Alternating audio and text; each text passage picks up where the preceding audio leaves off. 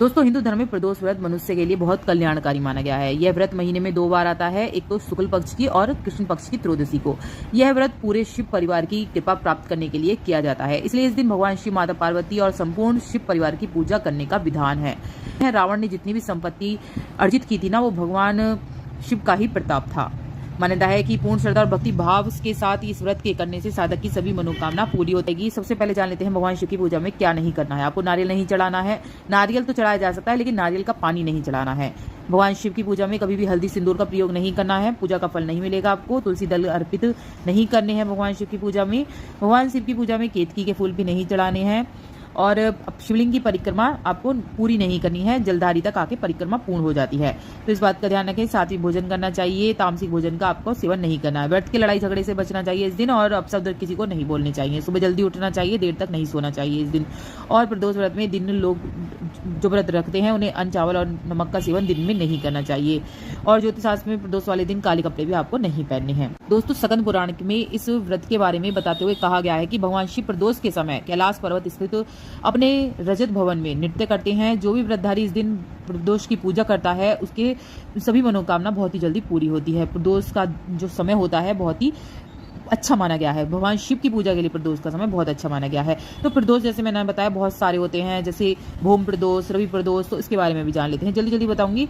स्वास्थ्य के लिए, लंबी उम्र के लिए रविवार का दिन रवि प्रदोष रखा जाता है।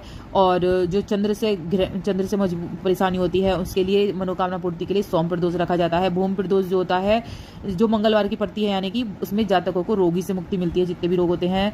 शुद्ध कामना करने के लिए बुधवार का प्रदोष जो होता है वो रखा जाता है। शत्रु से परेशान है तो बृहस्पतिवार का प्रदोष रखा जाता है। सौभाग्यवती, घर में सुख समृद्धि के लिए शुक्र का प्रदोष रखा जाता है। और सुख में से अगर वंचित हैं, अगर शनि दृष्टि छा रही है, तो शनि का प्रदोष आपको बहुत ही ज्यादा फायदेमंद होगा। प्रदोष का व्रत कोई भी कर सकता है, स्त्री पुरुष कोई भी कर सकते हैं।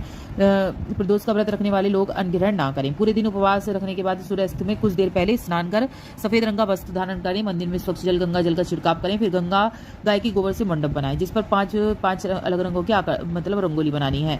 जब ये सब काम हो जाए तो उत्तर पूर्व दिशा में मुंह करके कुशा के आसन पर आपको बैठना है, या आपके जैसा भी आसन हो, आसन पर ही बैठना है, जमीन पर नहीं बैठना। भगवान शिव के मंत्र ओम नमः शिवाय का जाप करते हुए जल चढ़ाना है और जाप करने हैं। 11 या 26 आप प्रदोष व्रत रख सकते हैं मनोकामना सिद्धि के लिए। प्रदोष व्रत में बहुत ही ज्यादा प्रदोष के समय ही आपको पूजा पाठ करनी है। जैसे कि प्रदोष का समय बता देती हूँ। प्रदोष का समय दोस्तों होता है 5:30-6 बजे से शुरू हो जाता है। जैसे कि अब गर्मियों में तो दिन देर से छिपता है, तो 6:30 से आपका स्टार्ट हो जाता है। जब जाड़ों में जल्दी छुप जाता है तो 5:30 से आप कर सकते हैं। 8 बजे तक का जो टाइम होता है वो प्रदोष का समय होता है। 8 बजे तक आप अपनी पूजा मंदिर में जाकर कर सकते हैं, या अपने घर में शिवलिंग बनाकर, पार्थिव शिवलिंग बनाकर भी इसकी अगर विशेष पूजा करते हैं तो सभी मनोकामना पूरी होती है। धन संपदा से परेशान है तो आप जो वो होता है गन्ने के रस, उससे भोलेनाथ का अभिषेक करके देखिए, आपकी सभी मनोकामना पूरी होंगी। जैसे जैसे मैंने सभी बताया, सारी वीडियो मेरे चैनल पे आ गई हैं। कौन कौन से त्योहार पड़ने वाले हैं,